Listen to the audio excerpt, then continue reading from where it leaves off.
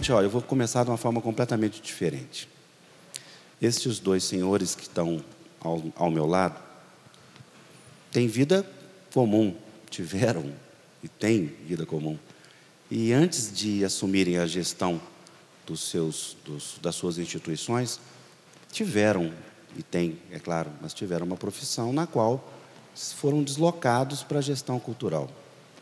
Então, queria saber dos vocês dois, aquelas perguntas que vocês devem se fazer todo dia na hora que deita no travesseiro, ou então na hora que sai do Ministério ou da Secretaria. Antes de anunciar, é claro, o ministro Sérgio Sá Leitão e o secretário de Cultura do Estado do município de São Paulo, André Sturmi. Esqueci de avisar porque tem gente assistindo. O que você... Vamos começar pelo Esfera Federal, pode ser? Sérgio, do que você abriu mão? Do que você sente falta? E como é, assim, do ponto de vista pessoal mesmo, estar nesse cargo e sempre tendo que abrir mão daquele monte de coisas que você foi, inclusive o domingo com sua família, que você não abre mão? Bom, Afonso, em primeiro lugar, boa tarde a todos e todas, boa tarde, André, boa tarde, Afonso. É realmente uma honra, um prazer estar aqui com vocês na 6ª edição do Festival Literário de Araxá. É um evento que vem crescendo e se consolidando ano a ano num campo tão fundamental quanto o do estímulo ao livro e à leitura. O Monteiro Lobato uma vez disse que um país se faz com homens e, claro, mulheres e livros, né? O que destaca, dá relevo à importância que o acesso ao livro e que a leitura tem na formação, naquilo que é mais importante, que é a formação dos indivíduos que compõem uma sociedade, né? O chamado capital humano da sociedade. Não pode haver uma sociedade desenvolvida, autônoma, senhora de si e do seu destino, se não tivermos indivíduos forjando esse processo, né? E a formação dos indivíduos se dá, em grande parte, por meio do livro e da leitura. Então, um evento como este aqui, assim como as demais feiras, as festas, os salões, as bienais do livro que se espalham aí em todo o país, tem esse papel, tem essa missão tão fundamental de despertar o interesse ou então de estimular o interesse das pessoas pelo livro e pela leitura. As pesquisas todas mostram que a maior parte dos leitores as pessoas se tornaram leitoras por influência da família, porque tinham um pai, ou uma mãe, ou um tio, ou um avô, uma avó, enfim, tinha uma referência no ambiente familiar de um leitor. E isso estimulou, né, fez com que as pessoas se tornassem leitoras. Agora, como acontece em relação àqueles jovens, aquelas crianças das famílias onde não há leitores, onde não há uma figura referencial que tenha o hábito da leitura, né? Então, para estimular o acesso ao livro, o interesse pelo livro e pela leitura, há uma série de ações que tanto o poder público quanto a iniciativa privada e a sociedade civil, por meio das suas organizações, podem fazer, né? Acho que a escola tem um papel importantíssimo nesse processo de valorização do livro e da leitura. Os professores podem ser essas figuras referenciais que estimulam os seus alunos a acessarem livros e a lerem e a terem esse hábito, né? mas também eventos como esse, que têm um poder de atração, de sedução, de encantamento e que valorizam o livro, o colocam, digamos assim, num pedestal, né, tornando-o um objeto de interesse, de atração. Esses eventos, como o Festival Literário de Araxá, têm um papel importantíssimo, complementar as ações na escola, as ações educacionais, as ações do Ministério da Cultura, no campo estritamente cultural, também das secretarias estaduais, municipais, enfim, é um conjunto de ações, e os festivais, mostras, feiras, bienais, etc., estão inseridos nesse processo. Quer dizer, o objetivo é um só, o objetivo é de produzir, de gerar ou de estimular um encantamento com a leitura, né? Porque isso traz benefícios diretos e benefícios fundamentais no processo de desenvolvimento da sociedade e, claro, por meio do processo de crescimento e de desenvolvimento dos indivíduos. Então, Afonso, você e os demais organizadores, artífices, partícipes, colaboradores, enfim, todos aqueles que, de alguma forma, contribuíram e contribuem para que o Festival de Araxá aconteça, vocês estão de parabéns. E é importante dizer que todos os números que nós temos aí disponíveis apontam para um êxito, né, de eventos como este e das demais ações que têm sido realizadas no Brasil, porque tem aumentado a cada ano o número de leitores no nosso país, tem aumentado a cada ano a média de livros lidos por pessoa, né? E tem aumentado também a cada ano aí o volume financeiro que a indústria do livro movimenta. E esse é um aspecto importantíssimo também, porque a gente tem a literatura e o livro como expressão artística, como criação, né? A gente tem a dimensão também educacional, pedagógica, de formação e capacitação, e a gente tem a dimensão econômica do livro e da leitura, que é importantíssima. É um dos setores, ou um dos segmentos de ponta da chamada economia criativa, né?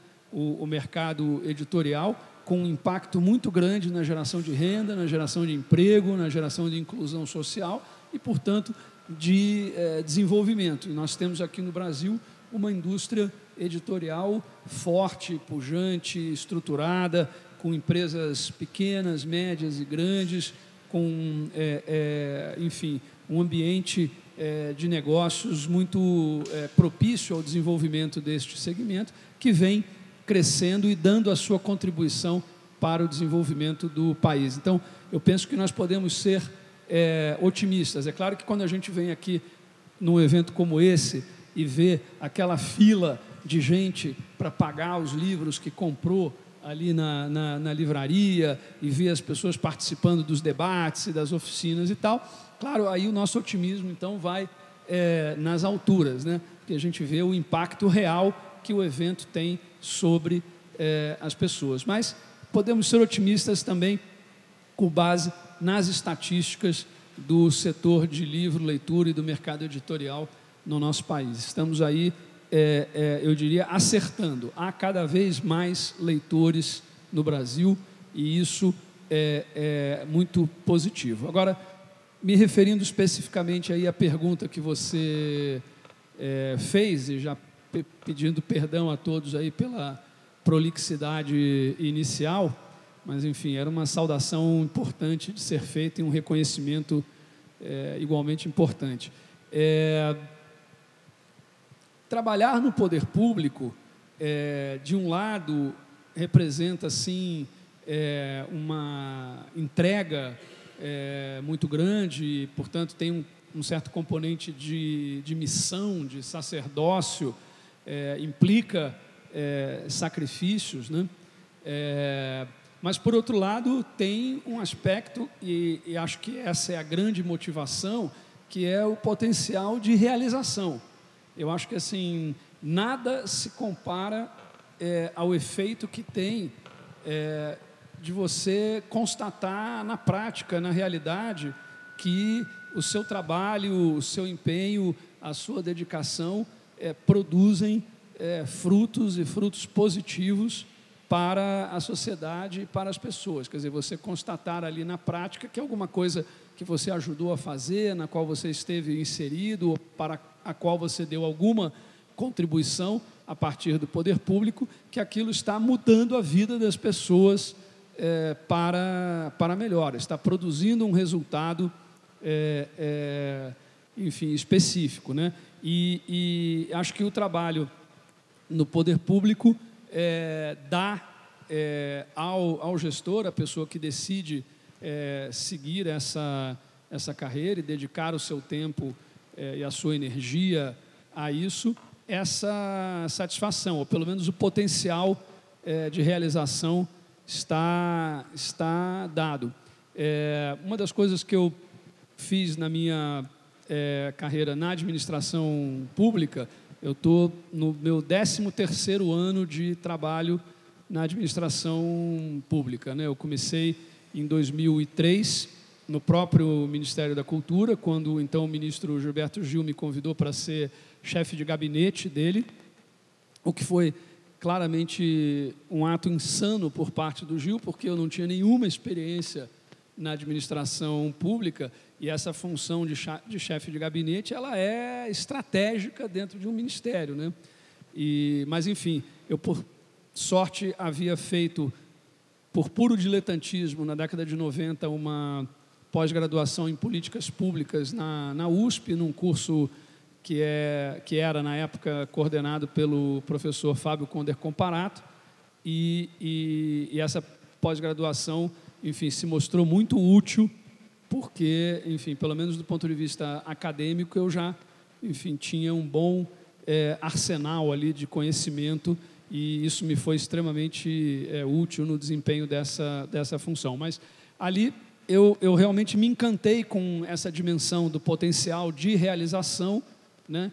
E aí empreendi um período de 12 anos seguidos de trabalho na administração pública.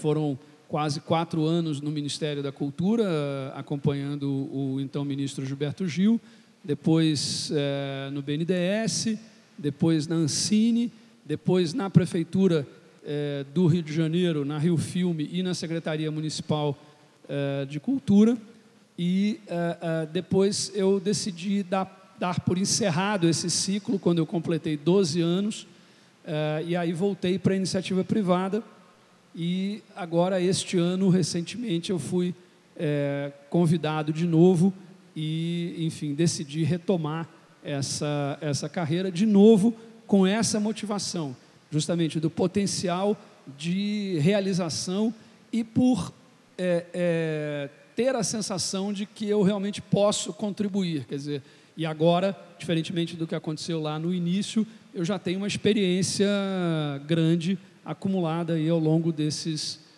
agora, 13 anos, né? Esse é o 13º, mas, enfim, agora pouco mais de 6 meses desde que eu retomei, né? Primeiro indo para a Ancine, acabou sendo uma passagem muito breve, e no Ministério da Cultura, desde que o presidente Michel Temer me convidou para assumir essa função. Então, respondendo a sua pergunta, Afonso, eu acho que há, de fato, uma dose de sacrifício muito grande, ou pelo menos no modo como eu enxergo, né? Eu acho que estar na administração pública é um trabalho que é o de servir à sociedade, de servir ao público, e de buscar fazer o melhor possível, né? O melhor do que você é capaz para gerar benefícios e melhorias na vida das pessoas e da sociedade. E isso, de fato, na minha visão, pelo menos, é algo que exige uma dedicação quase integral. Desde que eu fui para o Ministério da Cultura, eu tenho trabalhado de segunda a sábado, de 8 da manhã até 9, 10 da noite, todos os dias, eu tive que abrir mão de toda e qualquer vida social. Enfim, isso é uma coisa que eu consegui, nesse período, ir ao cinema 3 vezes, né? Quer dizer, em 4 meses, o que para mim, considerando o meu histórico anterior, é inédito, né? Pela primeira vez na minha vida, eu não assisti nenhum filme no Festival de Cinema do Rio, nem na Mostra de São Paulo. Realmente foi assim, algo inédito, porque até fui ao Festival de Cinema do Rio, fui à Mostra de São Paulo, mas para participar de debates e tal, mas assim, não tive tempo para assistir nenhum filme. Então, de fato, isso é um sacrifício. Tem a questão do sacrifício familiar também, mas esse, realmente, quer dizer, quando eu recebi o convite do presidente, eu fui conversar com os meus filhos. Eu tenho 2 filhos, um de 8 e outro de 12 anos. A gente tem uma convivência muito, muito próxima, e eu fui, então, avisar eles e pedir a eles para ver se eles me liberavam para assumir a função. E aí eles me fizeram prometer que eles, enfim, aceitariam, desde que eu prometesse que pelo menos eu passaria os domingos com eles. E então essa, inclusive, é a razão pela qual eu estarei voltando hoje, porque eu tenho honrado esse compromisso. Até agora, nesses 4 meses, houve apenas um domingo que eu não passei com eles, mas de fato é um sacrifício grande. Eu morro de saudade deles. 4 e 12, Sérgio? 8 e 12. 8 e 12. Exatamente. E, enfim, mas eu acho que é algo que plenamente se justifica justamente por essa sensação de realização que dá realmente contribuir para enfim, a melhoria das coisas, claro, aqui no âmbito específico da cultura. Eu me sinto, em relação aos meus 12 anos anteriores, em relação a esses 6 meses agora, 2 meses de Ancine e 4 de ministério, plenamente realizado e plenamente satisfeito, e com a sensação de que esse sacrifício e essa entrega não são em vão. Claro que a gente convive com frustrações, muitas vezes há obstáculos que a gente não consegue superar, ou então nem mesmo contornar, mas isso faz parte. Agora, enfim, olhando para trás, eu tenho a sensação de que valeu a pena ter esse nível de entrega e de dedicação, porque o histórico de realizações tem sido bastante grande. O que frustra, só para terminar, é quando você realiza um determinado trabalho, você estrutura, ajuda a organizar uma instituição, e porventura isso depois se perde quando você sai, né? Eu tenho 2 experiências bem contraditórias em relação a isso, e uma é motivo de grande satisfação e outra de frustração, né? No caso do BNDES, eu trabalhei 1 ano no BNDES. Eu fui chamado pelo então presidente Demian Fioca para criar o Departamento de Economia da Cultura no banco. O BNDES, historicamente, só trabalhava com a cultura em termos de patrocínio, né, e, sobretudo, usando a Lei Rouanet, e o Demian tinha essa visão de economia da cultura, de economia criativa, e ele queria que o BNDES tivesse um departamento onde houvesse um know-how, um conhecimento sobre essa dimensão econômica das atividades culturais, e que o banco atuasse por meio dos seus instrumentos de crédito e de investimento, e não apenas por meio do patrocínio incentivado. Então, ele me chamou lá para isso, e eu passei 1 ano, e aí pude coordenar a criação do Departamento de Economia da Cultura e também do Procult, que é o programa de apoio ao desenvolvimento da economia da cultura, além também dos investimentos na área de investimentos do BNDES, investimentos em fundos, direto em empresas, enfim, uma série de coisas. E me dá uma felicidade muito grande constatar, 10 anos depois, que o Departamento de Economia da Cultura do BNDES está lá, funcionando muito bem, com uma equipe ótima, ele se consolidou internamente e ele ganhou uma grande importância para o desenvolvimento do setor.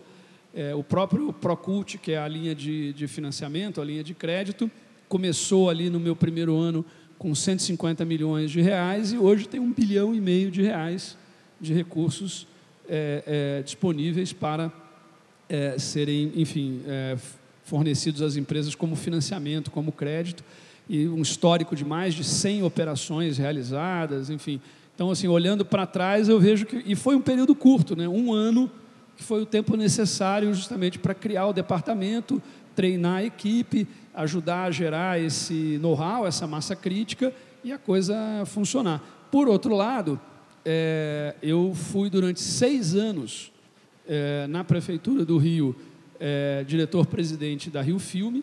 Uma parte desse período eu acumulei com a Secretaria Municipal de Cultura, onde eu acho, pelo menos, que eu e a equipe que nós tínhamos lá pudemos desenvolver um trabalho muito bem sucedido. Ao longo desses 6 anos, foram 185 milhões de reais investidos no desenvolvimento da indústria audiovisual do Rio de Janeiro, com cerca de 500 projetos de empresas do setor apoiados, enfim, um impacto de 2 bilhões de reais na geração de PIB, também na geração de empregos e tal, enfim, os dados estão todos aí. E, infelizmente, depois que eu saí, não houve continuidade. Quer dizer, nós conseguimos ali em 2009, quando eu entrei, ir de 0 a 100 em cerca de 1 ano, aí tivemos 5 anos lá de performance ao máximo, e depois a Rio Filme foi praticamente de 100 a 0 em 1 ano. Isso, de fato, dá uma sensação de frustração, né? E eu realmente fico, inclusive, sempre me perguntando e me questionando o que é que eu poderia ter feito de diferente para consolidar isso, para fazer com que não fosse possível um retrocesso como esse, né? Mas, infelizmente, aconteceu. Então, claro, a gente tem esse potencial de realização, há muitos obstáculos, acho que o André pode falar isso, está lá experimentando isso também na Secretaria Municipal de São Paulo. É muito difícil no Brasil a gente botar o Estado para funcionar. Quer dizer, a impressão que eu tenho é que o Estado padrão do nosso Estado é a inércia, é o Estado inercial, né? É como se fosse uma espécie de um jogo de soma zero, em que a soma dos vetores é igual a 0, quer dizer, as coisas estão ali montadas para nada acontecer, para nada funcionar direito. Então, assim, sempre que você entra no órgão público, qualquer que seja, a sua primeira missão além, claro, de você ter uma clareza em relação ao que você vai fazer, ou seja, o programa, né, é você conseguir engajar ali os servidores e botar aquela máquina para funcionar, porque sem isso você não vai conseguir realizar nada do que você quer. Agora, é um desafio, porque, na verdade, tudo conspira. Eu acho que assim, nós temos várias crises no Brasil, né? Tem a crise econômica, tem a crise social, tem a crise ética, tem a crise do Estado, que mais cedo ou mais tarde a gente vai ter que enfrentar, né? Esse Estado que está aí, o modo como ele foi constituído, com as regras que o disciplinam, é um Estado que torna as coisas muito difíceis de acontecer. Então, esse talvez assim, o principal obstáculo, né? Quer dizer, é o principal desafio ali, quer dizer, como é que você consegue botar aquela máquina, né, que está, em geral, em estado inercial e que tende à inércia, como é que você faz ela se tornar uma máquina dinâmica, potente, intensa, criativa e, sobretudo, realizadora, né? Mas, enfim, eu acho que no balanço acaba sendo uma experiência muito positiva, pelo menos é a visão que eu tenho e acho que no meu caso foi. Bom, desculpe aí por ter também feito essa digressão e ter falado demais, ter sido muito prolixo, mas, enfim, é isso. Valeu. André, porque eu fiquei pensando na fala do ministro aqui, guardadas as dimensões, São Paulo tem as mesmas características, dificuldades, e complexidades de um país, né? Você deve enfrentar em proporção diferente a mesma coisa, né? Mas a pergunta é a mesma. O que você deixou de viver? O que você abriu mão? Eu acho que o Sérgio fez um resumo aí bastante claro. A gente, claro, tem que abrir mão de uma série de coisas da vida pessoal. Acho que, como ele, eu estava fazendo a conta de quantos filmes eu tinha visto esse ano e deu 5, sendo que 3 deles foi com as minhas sobrinhas. Então, eu mesmo só fui no cinema 2 vezes por livre e espontânea escolha do título, porque quando a gente vai com as sobrinhas é para ver o que elas querem, não o que a gente quer. Mas, então, essa é a coisa mais curiosa quando você assume uma função na gestão pública da cultura, que você deixa de frequentar as atividades culturais. Eu saio da Secretaria em geral 8, 8h30, na média, você não tem condições de sentar numa sala escura para assistir alguma coisa, porque você só vai assistir sonhos, porque você vai dormir, provavelmente. Então, nem então teatro... fica mexendo no celular porque tem que responder as coisas. Esse vício eu até consigo. Eu me pus um limite, que é não ter e-mail no celular, por exemplo. Então, quando eu estou em outros lugares, claro, tem o WhatsApp, tem o Torpedo, isso a gente precisa, mas a gente precisa aprender a ser desapegado dessa escravidão e essa necessidade de estar o tempo inteiro conectado. Mas, enfim, esse não é o assunto aqui da conversa. Então, eu acho que, como o Sérgio também disse, o que ir para o serviço público e trabalhar na gestão pública é um sacerdócio. Eu costumo usar a expressão serviço militar, né? A gente topa aí por um tempo para poder apostar de que a gente pode deixar uma marca, não uma marca pessoal, mas uma marca que permaneça. Acho que o Sérgio colocou bem essa alegria de um lado, no caso do BNDES, essa frustração no caso da Rio Filme, que é o que a gente espera, poder contribuir tanto no varejo, né? Porque mesmo o exemplo da Rio Filme que ele dá, que hoje ele está chateado porque a Rio Filme, enfim, se desfez ou não tem a atuação que teve, mas no período que ele teve lá, os filmes que foram produzidos, as pessoas que trabalharam, as milhões de pessoas que foram ao cinema ver os filmes, quer dizer, houve um ganho que durou aquele período, mas que é relevante e que ele pode se orgulhar, e eu também tenho as minhas histórias aqui. Mas o que mais deixa a gente satisfeito, vou contar aqui um exemplo. Eu trabalhei durante 4 anos e pouco na Secretaria de Estado da Cultura, junto com o secretário Sayad, na época, e eu acabei virando coordenador de uma área muito grande, e tinha 20 dias que eu era coordenador. Me pede audiência um secretário municipal de cultura de uma cidade do interior. O moço chega lá, ele ficou uns 15 minutos me xingando, que aquela secretária não servia para nada, que aquilo era um horror, que ninguém olhava para o interior, que... Eu estava 15 dias lá, não tinha culpa, né? Mas eu paguei pelaquela secretaria. E aí a gente fez um encontro de secretários de cultura do estado de São Paulo e vieram, sei lá, uns 150 secretários por aí, e 149 só reclamaram. E eu falei, por que reclamam tanto? E realmente a secretaria não tinha, naquela época, nenhum programa. Ela só fazia atendimento. Então a gente eu decidi pegar pessoas da minha equipe e viajar pelo interior de São Paulo para conhecer as cidades, conhecer a realidade, e descobri que muitas cidades tinham teatros, mas que não tinham programação, porque, claro, uma cidade de 30, 40, 50 mil habitantes, ou às vezes menos, não tem conexão e capacidade de estabelecer uma programação continuada. Então a gente criou um programa que chama Circuito Cultural Paulista. A gente escolheu 30 cidades no primeiro ano. O prefeito e o secretário de Cultura tinham a obrigação de garantir que o teatro funcionasse, ou seja, tinha que ter um porteiro, tinha que ter um técnico, tinha que abrir a porta, tinha que estar limpo, tinha que ter papel higiênico, e a gente bancava todo o custo da programação, dos artistas, da viagem, da comida, do hotel, se precisasse, a divulgação, material gráfico, e todo mês aquela cidade recebia uma programação, ou seja, não era mandar a programação para lá e para cá, eram 30 cidades que durante um ano iam ter atividade todo mês. No fim do ano, várias daquelas cidades já tinham grupos de teatro que tinham sido formados, porque as pessoas começaram a ir no teatro, elas passaram a querer fazer teatro. Tinha restaurante que abriu à noite, porque as pessoas saíam do teatro e queriam jantar. Prefeitos reformaram teatros, e a gente tinha uma fila de cidades que queriam entrar. Aí, no segundo ano, já tinha 70, enfim. Isso foi em 2008. E agora que eu sou secretário municipal de cultura, eu recebo todo mundo que pede reunião. Há uns 3 meses atrás, eu recebi um grupo artístico e eles estavam reclamando porque na prefeitura eles não conseguem trabalhar, eles não participam das atividades da prefeitura, porque hoje os artistas de São Paulo só têm o SESC e o Circuito Cultural Paulista para trabalhar. Foi muito emocionante, né? Porque assim, ele não sabia que era eu que tinha criado aquele programa, e não tem problema, porque teve uma pessoa muito importante na minha formação de gestão pública que disse uma frase que eu acho memorável. Foi o Gustavo Dal, que foi presidente da Ancine, um cineasta, uma pessoa muito importante.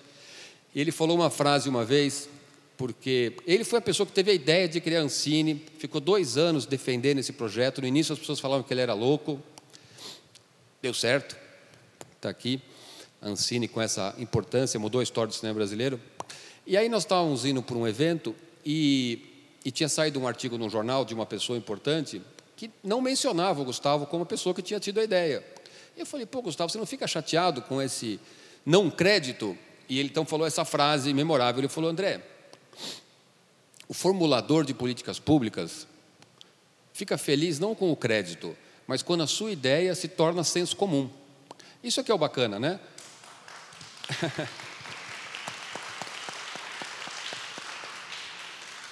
Obrigado. Isso aqui é o bacana.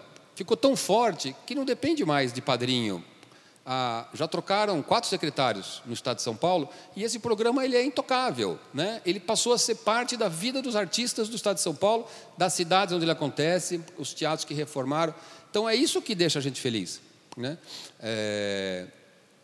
Então, de outro lado, a experiência de trabalhar em governo mostra 2 faces da exata mesma moeda. De um lado, a gente vê quanto desperdício tem no serviço público, né? Dá uma frustração, porque eu sou um cidadão, todos nós aqui somos cidadãos antes de qualquer outra coisa, e a gente acompanha tanta coisa que a gente não concorda, tantos problemas na sociedade que a gente vê, e a gente vê quando está no governo que realmente tem muito desperdício. Mas, de outro lado, dá otimismo, porque a gente vê que dá para fazer, que dá para melhorar, que dá para contribuir para um país, para uma cidade, para um estado melhor. Dá mesmo. Tem a inércia, que o Sérgio colocou bem, tem uma máquina enferrujada, mas quando a gente está afim, quando a gente aposta, quando a gente se dedica, quando a gente monta equipes comprometidas, e quando a gente consegue motivar parte do serviço público, porque também é verdade, precisa ser dito, o sistema é para não funcionar, é da natureza humana encostar. Se você não tem uma liderança naquela secretaria, naquele ministério, a máquina para mesmo. Agora, quando você motiva, quando você estimula, uma parte daqueles servidores está esperando ansiosamente a oportunidade de contribuir. Tem uma parte, gente, que está esperando o mundo acabar em barranco para morrer encostado. Tem que se falar a verdade. Agora, boa parte dos servidores, o que sente falta é da motivação. Sentir que tem motivo para o cara ir trabalhar naquela secretaria, porque, olha, a gente ouve muito, né? Só tem marajá no governo, essa gente ganha uma fortuna, temos que diminuir o Estado. Diminuir o Estado, eu estou de acordo.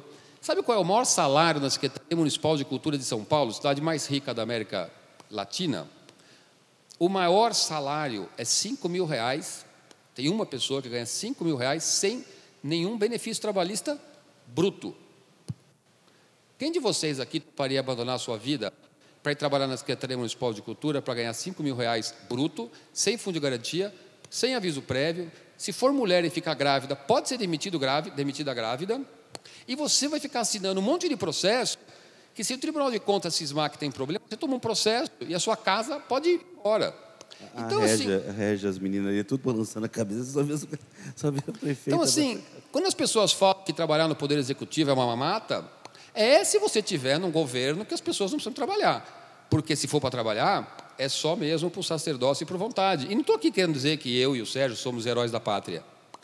Eu fico muito feliz, que nem o episódio que eu contei do Circuito Cultural Paulista, tenho certeza que o Sérgio também fica quando ele pensa no BNDES. É isso que alimenta, é a sensação de contribuir. Agora, eu também estou contribuindo para que a cultura da cidade de São Paulo seja melhor, o Sérgio para que a cultura do país seja melhor, que o cinema brasileiro funcione melhor, porque eu pretendo sair e aproveitar isso também, óbvio. É a minha profissão, eu sou um profissional da cultura. Eu quero que a cultura funcione, porque eu quero que a minha cidade seja melhor, mas porque eu sou um profissional e espero poder trabalhar nisso. Então, acho que é isso que motiva, né? A gente não como eu falei, não vou mais assistir as mesmas peças, os mesmos espetáculos, os mesmos filmes, mas a gente se alimenta com essas experiências que a gente vive. E só para encerrar, vou contar mais um episódio. Sábado, eu não fiz toda a introdução que o Sérgio fez sobre o livro e literatura, porque eu acho que ele foi perfeito, e eu falaria as mesmas coisas. Eu sou apaixonado por livros, por isso que eu aceitei o convite, fiquei muito feliz. É prioridade número 1 da minha gestão lá em São Paulo, livro, leitura e biblioteca. A gente criou um projeto, pela primeira vez na história da Prefeitura de São Paulo, a revitalização das bibliotecas é meta da gestão do prefeito, não só nossa, e nós conseguimos fazer uma compra de livros como nunca havia sido feita antes, diretamente, e eu fui entregar em 2 bibliotecas de manhã, sábado, na zona norte da cidade. Aí eu cheguei numa delas e estava tendo atividades para criança de um programa que a gente tinha chamado PIA. Foi coincidência, não sabia que tinha. Aí um dos coordenadores sugeriu que eu fosse no 2º andar. Eu estava ali fazendo as fotos dos livros, não sei o quê. Chega um garotinho desse tamanho, um microfone, que não era microfone, que ele tinha feito ali de artes plásticas, e falou que queria me entrevistar, que eu precisava subir. Aí eu subi com ele, ele fez lá 2, 3 perguntas, tímido, eu puxei papo, perguntei se ele gostava de ler, aí ele me levou na biblioteca e falou: escolhe um livro e lê para mim.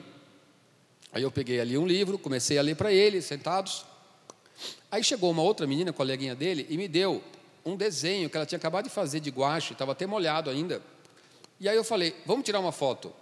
Aí a menina veio eu segurando o cartaz, a menina veio do meu lado, o garotinho veio e me deu um abraço, pendurado no meu pescoço, que não tem preço, né? São essas coisas que fazem valer a pena a gente trabalhar no serviço público.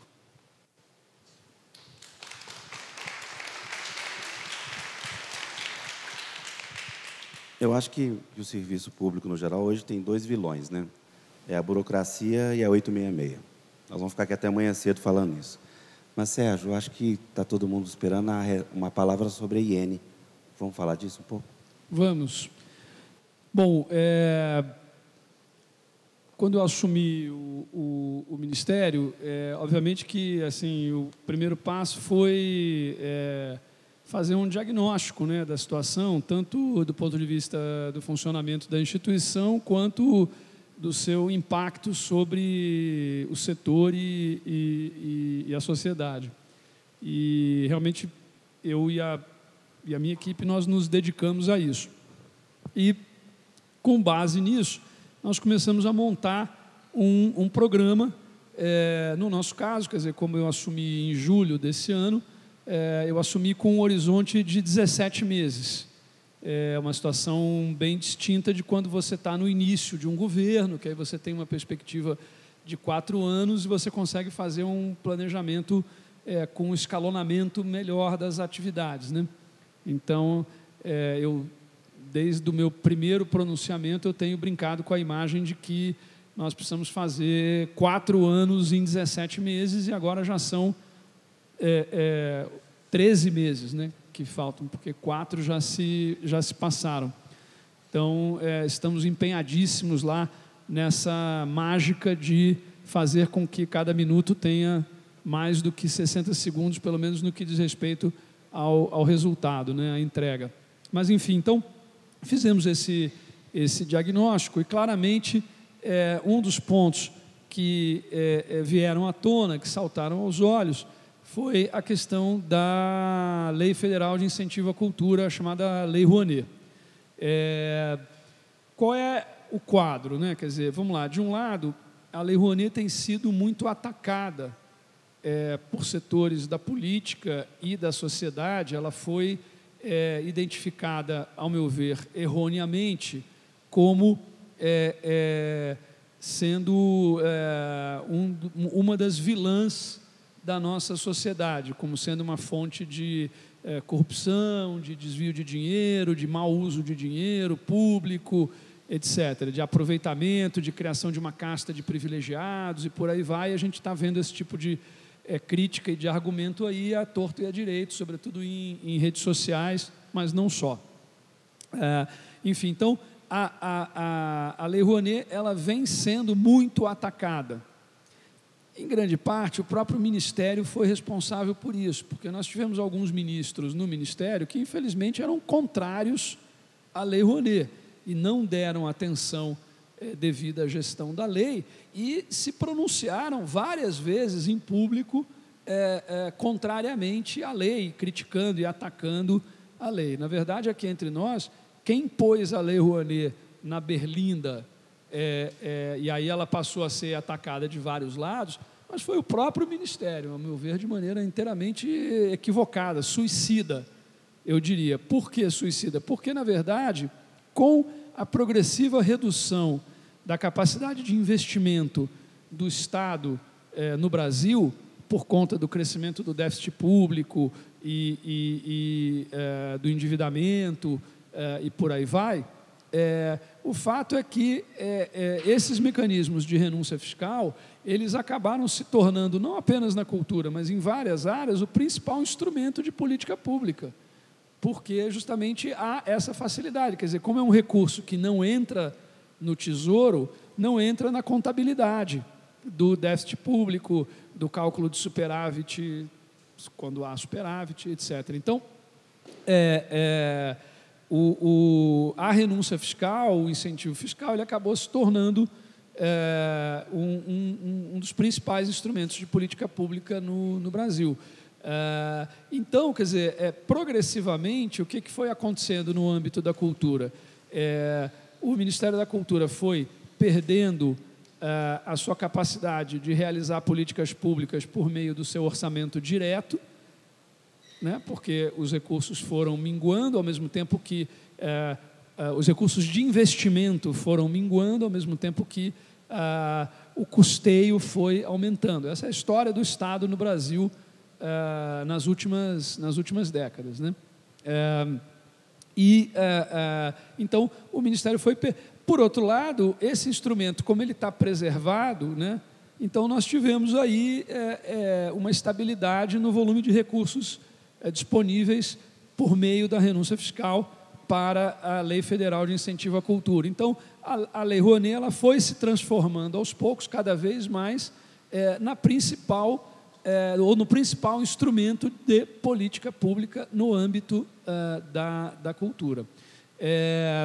Então, assim, na verdade, a política do Ministério, né, de colocar a Lei Rouanet na berlinda, de atacar a Lei Rouanet, na prática significou o seguinte: o próprio Ministério atacou o seu principal instrumento de fomento, de estímulo, de promoção à cultura, aquilo que é mais significativo em tudo que o Ministério faz. Para vocês terem uma ideia, esse ano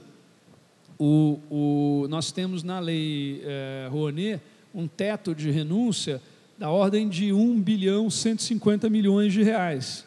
E o orçamento discricionário do Ministério da Cultura, quer dizer, é aquele recurso que o Ministério tem para investir, inclusive nas suas próprias instituições, etc., mas tirando pessoal e despesas administrativas, é 700 milhões de reais.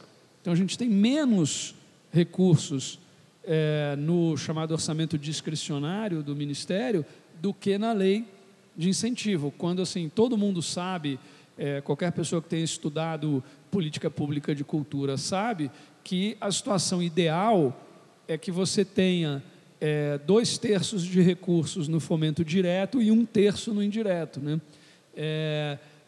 No máximo meio a meio, né?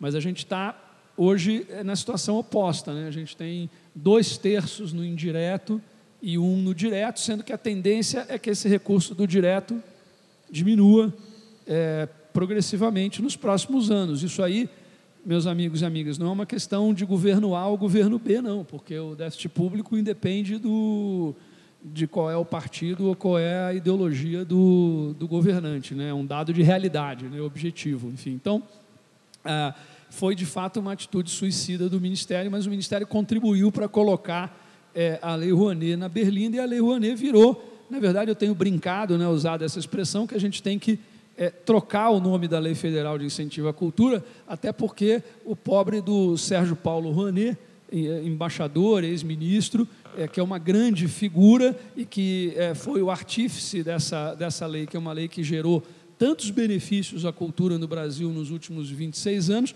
como essa lei passou a ser vilipendiada, o nome dele passou a ser vilipendiado. Então, eu tenho dito que a gente para ser realista, tem que trocar o nome da lei de Lei Rouanet para Lei Geni, né? Porque é o que vem acontecendo, né? Enfim, então, nós temos aí esse quadro, né? A Lei Rouanet sendo atacada, né? São feitas muitas críticas que não procedem, algumas críticas que, na minha visão, procedem, né? Agora, um dado que é importante vocês terem em mente também é o seguinte, é que às vezes você vê a ênfase que os detratores da Lei Rouanet dão à Lei Rouanet quando elas estão falando das mazelas do país, você tem a impressão que a Lei Rouanet é uma das principais políticas públicas do país, né, para ela ter esse impacto tão negativo na vida nacional, que essa crítica que fazem permite que a gente tenha essa ideia. Mas o fato é o seguinte, o total da renúncia fiscal para a cultura no Brasil, somando a Lei Rouanet com a Lei do Audiovisual, é 0,64% do total de renúncia fiscal em âmbito federal no Brasil. Então, assim, nós estamos falando de 0,64% do total da renúncia fiscal, e você não vê ninguém falando dos outros 99,36% da renúncia fiscal para a agricultura, da renúncia fiscal para a indústria automobilística, da renúncia fiscal da Zona Franca de Manaus, enfim, tudo que nós temos no Estado brasileiro de renúncia fiscal, né?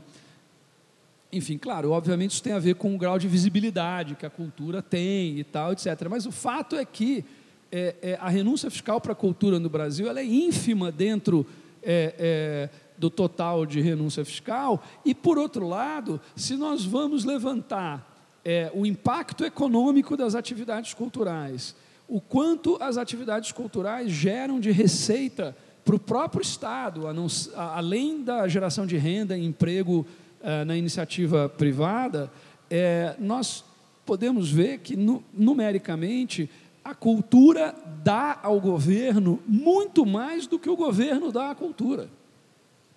Muito mais. Só no caso do audiovisual, a gente está falando de uma arrecadação tributária de mais de 2 bilhões de reais para o governo federal, e se você somar o Recine e a lei do audiovisual, que é o que nós temos de renúncia fiscal para a atividade audiovisual no Brasil, dá 90 milhões por ano. Ou seja, é um retorno ínfimo, né, para o setor, considerando o que ele gera para o próprio governo. As atividades culturais e criativas no Brasil, elas hoje já são responsáveis por 2,64% do nosso PIB, por 1 milhão de empregos diretos, sem contar os inúmeros indiretos, por cerca de 200 mil empresas e instituições. É uma das 5 maiores atividades econômicas do nosso país. Então, e muitas vezes a sociedade não encara dessa maneira, o poder público não encara dessa maneira, os políticos não encaram dessa maneira. Mas, enfim, voltando aqui à questão da Lei Rouanet, obviamente que a Lei Rouanet é um dos principais instrumentos de política pública de cultura e de fomento a atividades culturais no Brasil. Nós temos ali, claramente, esse diagnóstico nosso mostrou problemas oriundos de uma gestão, que a palavra é forte, mas eu acho que se aplica, gestão negligente, que permitiu com que nós tivéssemos um acúmulo de um déficit na prestação de contas de 20 mil projetos. Por isso que eu uso a palavra negligência, não há outra palavra para definir isso. Quer dizer, como é que você deixa acumular 20 mil prestações de contas sem análise, né? E é óbvio que com isso você está dando munição para os inimigos da lei, né? Está dando um argumento para eles. O Ministério não cumpre o seu papel de fiscalizar e tal, que é um dos papéis que o Ministério tem na gestão da Lei Federal de Incentivo à Cultura. Então, isso de fato é real.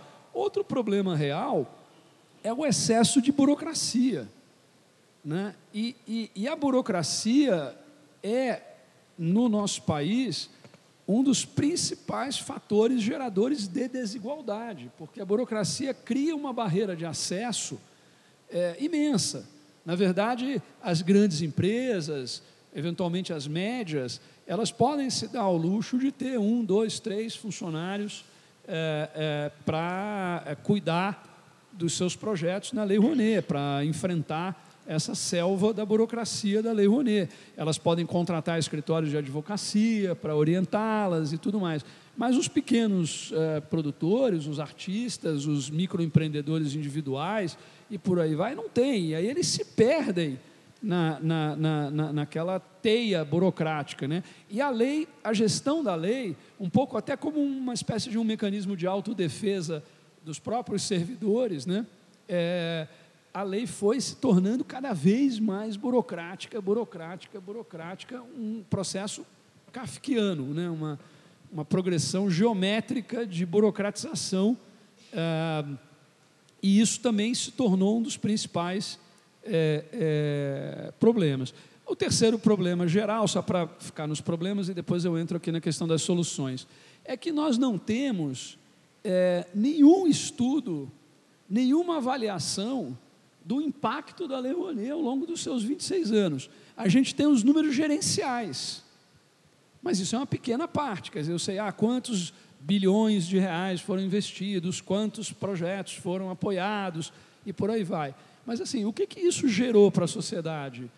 Quantos empregos, renda, exatamente, como a sociedade foi beneficiada, a inclusão social e por aí vai. Então, assim, não houve ao longo desse tempo a preocupação de se mensurar os impactos desse instrumento, e a gente está falando de alguma coisa em torno de 20 bilhões de reais que foram destinados à cultura ao longo desses 26 anos por meio da Lei Rouanet.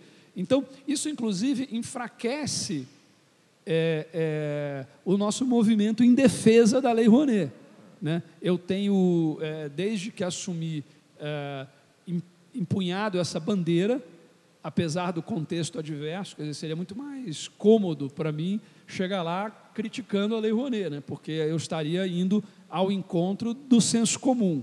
Mas eu tenho feito justamente o contrário, eu resolvi comprar essa briga, vestir a camisa da Lei Rouanet e ir para a sociedade, para os espaços públicos e dizer, olha, há problemas, sim, esses problemas são problemas de gestão, nós temos, agora, os problemas estão numa ínfima minoria de projetos, e a Lei Rouanet, de fato, prestou um grande serviço à cultura brasileira e à sociedade brasileira ao longo desses 26 anos. Foi o único instrumento de política pública de cultura contínuo e permanente que nós tivemos nesse período. Os orçamentos diretos aumentaram e diminuíram, os programas apareceram e desapareceram e por aí vai, mas a Lei Rouanet teve uma continuidade e hoje nós temos, eu diria que uma parte significativa ali daqueles 2,64% que eu mencionei, que é o PIB da economia criativa, tem a ver com a Lei Rouanet, né? Enfim, mas nós temos feito essa defesa, mas nos faltam alguns argumentos justamente por nós não termos esse diagnóstico, essa mensuração de resultados e tal. Então, enfim, o que nós decidimos fazer? Em primeiro lugar, um choque de gestão na Secretaria de Fomento e Incentivo à Cultura, no sentido de olharmos ali para dentro, mapearmos os fluxos, os processos, os pontos de controle e tal, etc., e ver o que a gente pode fazer para melhorar a gestão, né? 2, atacar essa questão da prestação de contas, visando, de um lado, que a gente não venha a ter mais déficit, né? Ou seja, vamos zerar o déficit daqui para frente, não vamos gerar mais, e vamos tentar zerar o déficit do passado. E estamos tomando ali várias iniciativas, contratamos vários funcionários temporários, terceirizados, para atacar a questão da prestação de contas, estamos estudando aí uma licitação voltada para escritórios de contabilidade e assessorias de contabilidade para que elas possam nos auxiliar. A meta é realmente tentar zerar esse déficit de 20 mil prestações de contas. O terceiro ponto foi mexer nas regras propriamente ditas. né? E nós encontramos lá uma instrução normativa, que eu dou um dado para vocês. E é uma instrução normativa que tem até alguns aspectos positivos, mas tem um dado que eu acho que dá a dimensão do problema. A Lei Rouanet tem 40 artigos, cerca de 40 artigos. A instrução normativa que está em vigor, que foi baixada em março, ela tem cerca de 140 artigos, sem contar os inúmeros anexos. Não é possível que a normatização, a regulamentação de uma lei tenha 3 vezes mais artigos do que a própria lei, quer dizer, mais de 3 vezes. Então, de fato, houve um crescimento exponencial da burocracia, expressa, sobretudo, pelas instruções normativas. Então, nós resolvemos atacar essa questão da instrução normativa e estamos agora, eu acredito que a gente vai conseguir anunciar aí, essa semana agora, a nova instrução normativa, realmente está ali na reta final, onde nós conseguimos ali baixar para alguma coisa em torno de 60 artigos, e houve realmente um despojamento grande, uma simplificação, uma desburocratização, uma racionalização, sobretudo pensando no uso da lei por pequenas e médias empresas, tanto proponentes de projetos quanto patrocinadoras, porque uma das formas que a gente tem de democratizar a lei não é apenas por meio dos proponentes, é também dos patrocinadores. Se a gente tiver mais empresas médias e pequenas usando a lei, a gente vai ter uma pulverização, uma fragmentação maior também do ponto de vista dos projetos e dos proponentes. Então, essa vertente da desburocratização das normas é o terceiro. E, finalmente, o quarto é a gente passar a ter anualmente um estudo de impacto da Lei Rouanet, para que a gente possa mensurar todos esses dados. Inclusive, André, eu tenho defendido também ali na Ancine que a gente tenha isso em relação ao fundo setorial, porque também são já 11 anos de fundo setorial do audiovisual em que a gente só tem os dados gerenciais, e muitos deles, inclusive, nem tínhamos, né? Passamos a ter a partir de agora, mas nós não temos um estudo, a gente não mensura as externalidades positivas e tudo mais. Então, em relação especificamente à questão da Lei Rouanet, eu diria que são esses 4 pontos, e o quinto, como eu falei, é empreender uma defesa desse instrumento que tem sido muito atacado aí nos embates políticos que dominam a nossa sociedade. Para isso, a gente está formulando uma campanha de comunicação que vai ser a nossa campanha, a campanha do Ministério da Cultura em 2018, que vai ser basicamente uma campanha, de um lado, de valorização da dimensão e do impacto econômico da cultura, mostrando, ou seja, como a sociedade se beneficia da cultura, para além da diversão, do engrandecimento do repertório, da identidade, do senso de pertencimento, mas assim, do ponto de vista de geração de renda, emprego, inclusão e tal, e de outro, a importância que a Lei Rouanet tem para isso, né? Então vai ser uma campanha com esse viés de defesa e de valorização da Lei Rouanet como um contraponto, porque a impressão e a avaliação que a gente tem é que se a Lei Rouanet hoje está na berlinda, está sendo muito atacada, etc., ano que vem vai piorar, porque ano que vem nós vamos ter eleições, e vocês estão acompanhando, a gente vai ter um nível de polarização na nossa sociedade, num processo eleitoral, como jamais aconteceu. E num processo de polarização, sobra muito pouco espaço para o bom senso e para a razão, né?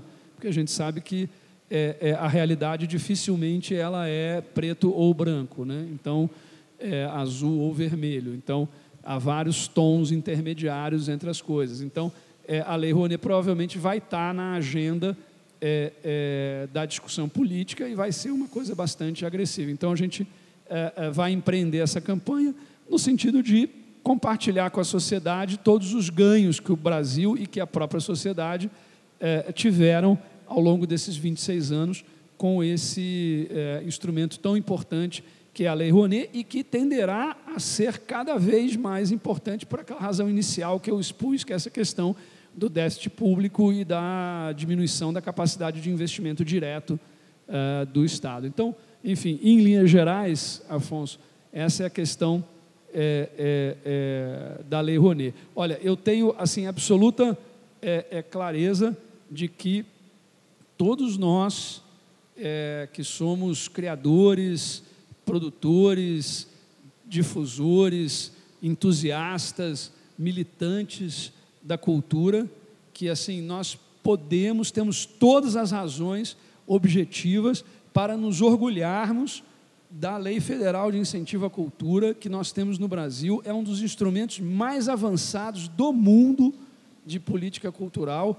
Onde eu vou e explico para as pessoas como a Lei Rouanet funciona, estou falando de Estados Unidos, Europa, Ásia, as pessoas falam, nossa, que mecanismo genial, por que é que a gente não tem algo semelhante aqui, etc., etc., né?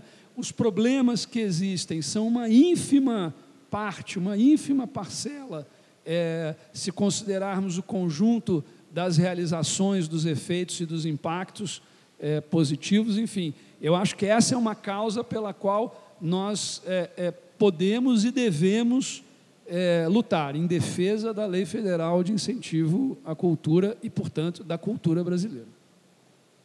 E eu, em defesa dos seus filhos, tenho que dizer que seu tempo acabou e tem um moço de barba ali que já está quase arrancando as barbas todas ali.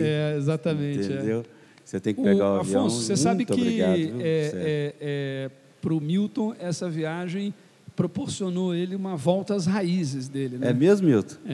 Exatamente. É porque o Milton é de Uberlândia. O Milton me falou do tecelão de Uberlândia, né? Como é que ele chama mesmo, Milton? Edmar de Almeida, vocês conhecem, gente? Mas, enfim, é por isso que ele está tenso e angustiado, mas ele está com aquele sorriso ali, ó, nos lábios, né? Ele está feliz de ter voltado aqui às origens familiares dele. André, obrigado por ter compartilhado de surpresa essa mesa. Muito obrigado, viu, Sérgio? Valeu.